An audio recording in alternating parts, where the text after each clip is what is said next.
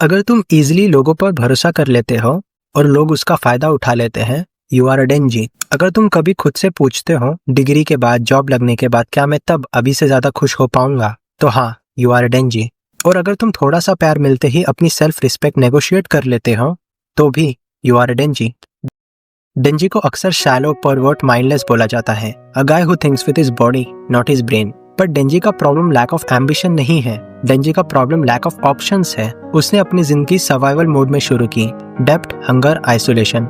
जब तुम बचपन से ही सिर्फ सर्वाइव कर रहे हो तो सपने लग्जरी बन जाते हैं। इसलिए डेंजी के गोल बेसिक है, इसलिए नहीं क्योंकि वो स्मॉल माइंडेड है, बल्कि इसीलिए क्योंकि उसे कभी बचपन जीने का मौका ही नहीं मिला। शोनेन एनिमे हमेशा एक फिक्स्ड फॉर्मूला दिखाता है। लूफी बनना चाहता है king of the pirates, Naruto बनना चाहता था होकागे, डेकू ग्रेटेस्ट हीरो बनना चाहता था, इसागी वर्ल्ड का बेस्ट स्ट्राइकर। सबके पास एक क्लियर डायरेक्शन है। और फिर कुछ बच्चे होते हैं जिनके पास कोई जवाब नहीं होता जब टीचर पूछती है तुम बड़े होकर क्या बनना चाहते हो। मैं भी उनमें से एक था, मुझे बस जीना था, मजा करना था, लाइफ एंजॉय करनी थी।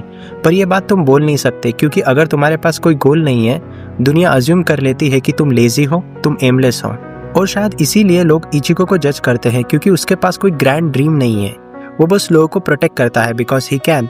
और आयरनी देखो, स्पाइडरमैन भी वही करता है, उसके पास भी कोई बड़ा सपना नहीं है। पर स्पाइडरमैन रिलेटेबल है और इचिको बोरिंग। प्रॉब्लम कैरेक्टर्स का नहीं है, प्रॉब्लम हमारी एक्सपेक्टेशंस का है। मैंने एनिमे देखना शुरू किया था एस्केप के लिए, वन पीस जैसा एनिमे, ग्रैंड एडवेंचर्स, बड़ी दुनिया, वो सपने जो हम रियल लाइफ में अफोर्ड नहीं कर सकते थे। एनिमे हमें वो जिंदगी दिखा रहा था जो हम जी नहीं पा रहे थे। एनिमे मुझे उस लाइफ से थोड़े देर के लिए दूर ले जाता था जहाँ पे मैं सिर्फ कोप कर रहा था। पर फिर धीरे धीरे एनिमे का रोल बदलने लगा। ओरेगाइरो ने दिखाया कि सेल्फ अवेयरनेस पेनफुल होती है। मार्ज कम्स इन लायन ने दिखाया कि डिप्रेशन लाउड नहीं होता। बैरकमैन ने दिखाया कि हीलिंग कभी ड्रामेटिक नहीं होती। ये एनिमे एस्केप नहीं थे, ये एनिमे सर्वाइवल गाइड्स थे। तब मुझे समझ आया, शायद एनिमे रियलिटी से एस्केप के लिए नहीं बना था, शायद एनिमे रियलिटी को सर्वाइव कैसे करें ये सिखाने के लिए बना था। और फिर मैंने चेनसॉ मैन पढ़ा। चेनसॉ मैन एक ऐसे लड़के के बारे में था जो कभी स्कूल नहीं गया, कभी फ्रेंडशिप नहीं सीखी, कभी बाउंड्रीज नहीं समझी। उसकी सारी इमोशनल एजुकेशन ट्रांजैक्शनल रही है, इसीलिए उसके लिए अफेक्शन और रिवॉर्ड अलग चीज़ नहीं है। उसका सपना बस इतना है, 3 टाइम का खाना, एक सॉफ्ट बेड और एक गर्लफ्रेंड जिसके साथ वो बेसिक ह्यूमन इंटीमेसी एक्सपीरियंस कर सके। और शायद यही बात लोगों को सबसे ज़्यादा इरिटेट करती है, क्योंकि हम में से बहुत लोग बचपन में ही इतना महसूस कर लेते हैं कि हम बच्चे रह ही नहीं पाते। हम गला घोट देते हैं खुद के बचपन का, ताकि वर्दी लगे, ताकि एक्सेप्टेबल लगे, ताकि प्यार मिल सके। डेंजी अलग इसीलिए लगता है क्योंकि वो अपने नीड्स को हाइड नहीं करता। सच तो ये है, हम सब किसी ना किसी चीज़ के स्लेव हैं, लव, वैलिडेशन या पर्पस। एटलीस्ट डेंजी ऑनेस्ट है कि उसे क्या चाहिए। इसीलिए वो कंफ्यूज होता है जब कोई थोड़ा सा प्यार दिखाता है। इसीलिए वो माकिमा से पूछता है, अच्छा मिस माकिमा, क्या आपको लगता है कि मेरे पास दिल है? ये सवाल एग्जिस्टेंस का नहीं है, ये सेल्फ वर्थ का सवाल है। क्योंकि जब तुम पूरी जिंदगी सिर्फ तब मैटर करते हो जब तुम यूजफुल हो, तुम पूछने लगते हो क्या मैं सिर्फ एक टूल हूँ। लोग डेंजी को गूनर बोल देते हैं, परवर्ट बोल देते हैं, पर ये नहीं देखते कि ये कोई फैन सर्विस नहीं है, ये कैरेक्टर स्टडी है एक लड़के की desperate need for physical intimacy की। डेंजी ने कभी सेफ इंटीमेसी देखी ही नहीं, उसने कभी सीखा ही नहीं कि अफेक्शन और एक्सप्लॉयटेशन अलग चीज होते हैं, क्योंकि उसकी जिंदगी में प्यार हमेशा ट्रांजैक्शनल रहा है।